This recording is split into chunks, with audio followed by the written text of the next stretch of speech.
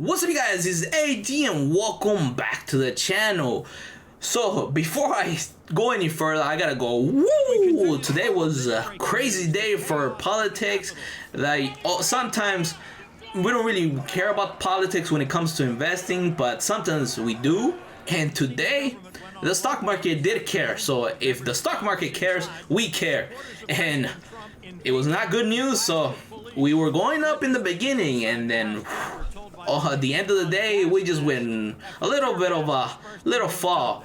And this is just a good reminder that this is very important to know what companies you're investing. You're comfortable that if the company's outlook hasn't changed, then this is either you just hold on for dear life or you buy.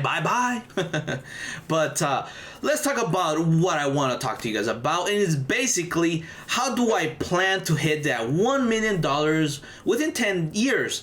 And I feel like setting myself goals keeps me in line and not fall apart, or just forget about what I'm doing, and it keeps me focused because I feel like there's so many distractions in the world. You're working, you're might be a parent, you might be traveling overseas. Whatever you're doing, it's always a good time to have plans in order to meet your goals, because easily life throws you for a loop.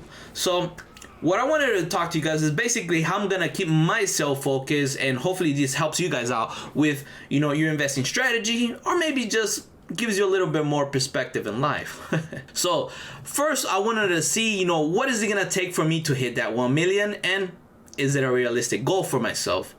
I know that from the get-go it was a challenge, because I consider myself average Joe, right? I don't own my own company. I don't have a 100K yearly salary job. I'm at 40K, and even then some people might be earning a little bit less than me or more than me.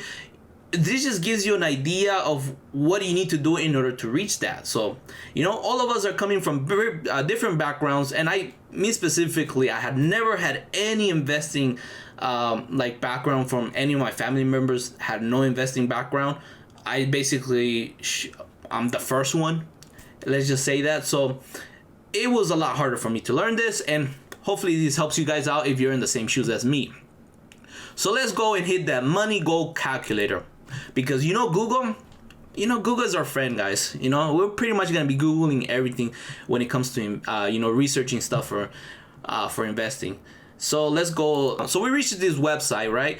This is gonna make our lives easier. You don't have to do any calculations. You just plug in numbers and bam, you're done, right? So for the first steps is how much you want to have as your end goal. Obviously this can be various different amounts for whatever you desire. So for me, this is gonna be 1 million. All right, there it goes. First step done. Easy, right? So my initial investment would be that I already have currently right now. So let's switch back to my Robinhood, which took a little beating, man. It went up and down, and the stock market's a big roller coaster, and if you hate roller coasters, your stomach is gonna be really queasy when you see things like this. But since I at least have 2 years, I have gotten used to it. So my current amount is $22,975. So my initial investment will be $22,975, and step 3, growth over time. And that's like I said, this all depends on you. So I'll shoot for 10 years. 10 years. I think that's doable and ambitious, but not unrealistic. Okay? Interest rate. This is gonna be a tough one, because obviously it's very hard to predict how much you get each year. Obviously you wanna be consistent, and since I kinda had a first bad 2 years and I had a great 1 year, or actually first bad 1 year and a half and a great 1 year. So I would say, since I feel like I'm more knowledgeable, let's hit for 30. That's very ambitious. This is just in order to help me try to do my best, all right? So I feel like 30 I can eventually do. And for the compound, step 5, we can do it annually, semi-annually, monthly, and daily. This is all up to you how you want to keep track of your goals.